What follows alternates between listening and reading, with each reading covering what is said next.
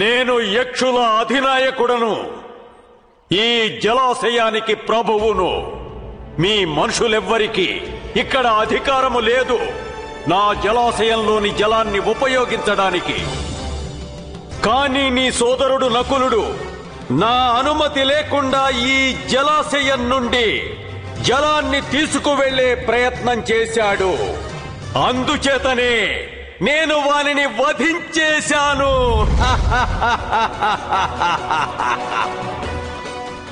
పాండుపుత్ర, నీ తమ్ములందరూ తలపగరుతో వచ్చి నన్ను యుద్ధానికి ఆహ్వానించారు.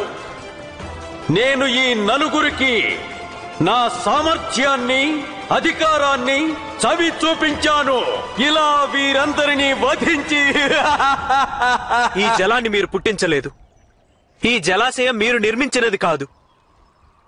దీనిపై మీకు ఎలా అధికారం ఉంటుంది యక్షరాజా? జలాన్ని తీసుకోవడం ఏమీ అపరాధం కాదు యక్షనాయక.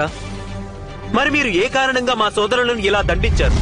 న్యాయం, ధర్మం ఈ రెండింటిని అనుసరించి మీరు మా సోదరుల ప్రాణాలను వారికి తిరిగివ్వాలి. అది అసంభవం. కానీ నీవు నా ప్రశ్నకు సమాధానమిచ్చి నాకు సంతోషం కలిగిస్తే నేను నీ సోదరులలో ఒకరి ప్రాణాలను తిరిగి ఇస్తాను. మా నలుగురు సోదరులు మరణించిన తరువాత నేను జీవించి ఉండడం సాధ్యం కాదు యక్షరాజా.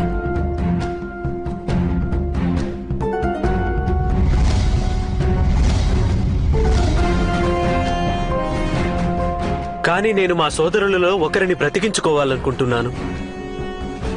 కనుక నా బుద్ధిని అనుసరించి మీ మనస్సును సంతృప్తి పరిచే ప్రయత్నం నేను చేస్తాను.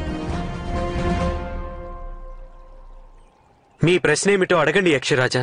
చెప్పు, జీవితం అంటే ఏమిటి? అలాగే మృత్యువంటే ఏమిటి?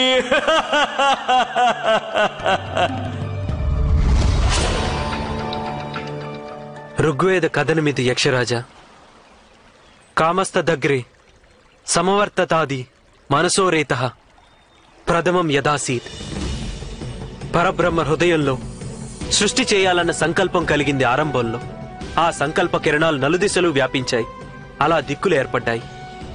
పరమాత్మ సంకల్పమే స్వయంగా సృష్టిగా మారింది. త్రిలోకాలు, త్రిగుణాలు, త్రికాలాలు ఏర్పడ్డాయి. అనేకమైన జీవులు, అనేక పదార్థములు రూపొందాయి పరమాత్మ మనస్సులో. ప్రతి ఒక్క జీవి, ప్రతి ఒక్క కణము ఆ పరమాత్మ స్వరూపమే యక్షరాజా. అంటే పరమాత్మయే జీవితం. ఎవరి హృదయం ఈ సూక్ష్మాన్ని అర్థం చేసుకుంటుందో వారికి ఇతరుల పట్ల క్రోధం గాని, ఈర్ష్య గాని జన్మించవు. వారు ధర్మ మార్గాన్నే నడుస్తారు. అలాగే న్యాయాన్ని సదా గౌరవిస్తారు. ఇదే జీవితానికి అర్థం. అయితే మృత్యువంటే ఏమిటి యుధిష్ఠిరా? చెప్పు. మనిషికి ప్రేమ, స్వార్థం ఇంకా క్రోధం కారణంగా ఇంకొక మనిషితో మానసిక బంధం కలుగుతుంది. ఆ బంధం పేరే మోహం. మోహం కారణంగా మనిషి తన శరీరాన్నే జీవితం అనుకుంటాడు. శరీరం నాశనాన్ని మృత్యు అనుకుంటాడు. కానీ ఈ సృష్టి యావత్తు పరమాత్మ మనస్సులోనే ఉద్భవించింది. ఆ పరమాత్మ మనస్సులోనే అది నశిస్తుంది. ఒక మార్గంలో వెళ్లే ఇద్దరు బాటసారులు కొంత దూరం వరకు ఇద్దరూ కలిసే వెళతారు. ఆ తర్వాత దూరం అవుతారు. అప్పుడు ఆ ఇద్దరు బాటసారులకే అనిపిస్తుంది రెండో వారు నశించారని. వాస్తవానికి ఇద్దరు బాటసారులు అదే మార్గంలో వెళ్తున్నారు. ఈ ప్రకారంగానే మనం దేనిని మృత్యు అనుకుంటామో అది కేవలం ఇద్దరు మనుషుల మధ్య ఏర్పడే దూరమే. ఈ జగత్తు ఉన్నంత వరకు ఏ జీవి అయినా నశించడం అన్నది సంభవం కాదు. ఇక మృత్యువు ఏ విధంగా రాగలదు? అంటే యక్షరాజా, పరమాత్మే ఈ జగత్తు, జగత్తే జీవితం. మృత్యువు కేవలం ఒక భ్రమ, అదొక మాయ.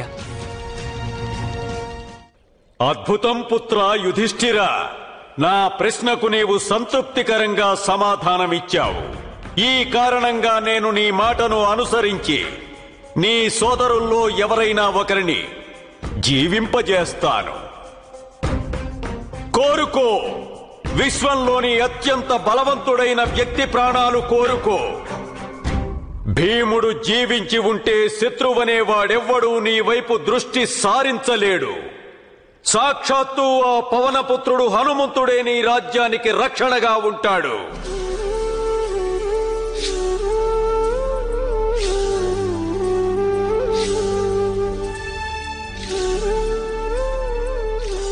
లేదు యక్షరాజా, మనిషికి అత్యంత ప్రధానమైన శత్రువు వాని హృదయంలోని దుఃఖమే అంటారు.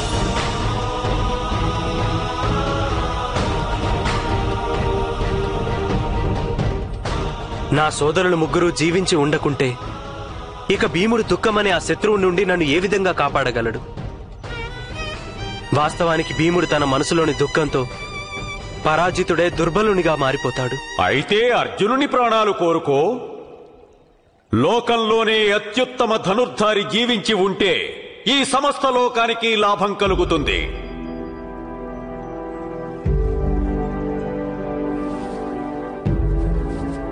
నాకు అర్జునుని గురించి తెలుసు యక్షరాజా. వీనికి ఈ విషయం తెలిసిందంటే తన జీవితానికి కారణం తన ముగ్గురు సోదరుల మృత్యువని వీని సాహసం క్షీణిస్తుంది, శరీరం కంపించిపోతుంది. ఇక వీని చేతుల నుండి వీని గాంధీవం శాశ్వతంగా జారిపోతుంది.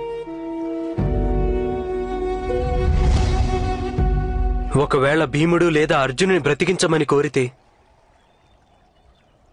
మా మాతకు కూడా దుఃఖం కలుగుతుంది. మీ మాతకు తన ఇంకొక పుత్రుడు జీవించి ఉంటే దుఃఖం కలుగుతుందా? ఇదెక్కడి తర్కం యుధిష్ఠిరా? మా మాత కన్నా ఒక పుత్రుడు జీవించే ఉన్నాడు యక్షరాజా. నేను జీవించి ఉన్నాను. పాండురాజు ద్వితీయ పత్నికి అధికారం ఉంది. తన కడుపున పుట్టిన ఒక పుత్రుడైనా జీవించి ఉండాలని. మా మాత కుంతీదేవి కూడా ఇదే ఆశిస్తుంది. నేను కూడా ఇదే యాచిస్తున్నాను. కావున యక్షరాజా, ఒకవేళ మీరు మా సోదరులలో ఒకరిని మాత్రమే బ్రతికించాలనుకుంటే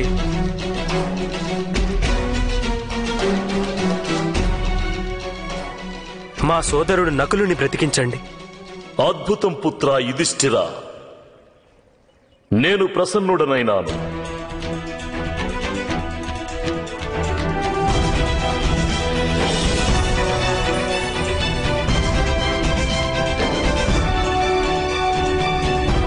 నేను యమధర్మరాజును. కుంతికి పాండురాజుకి నా వరప్రసాదంగా జన్మించిన వాడివి నీవు. ఆ విధంగా నేను నీకు పితృ సమానుడను. ఇప్పుడు నిన్నలా చూసి గర్వపడుతున్నాను. నేను నీ సోదరులందరినీ సజీవులను చేస్తున్నాను.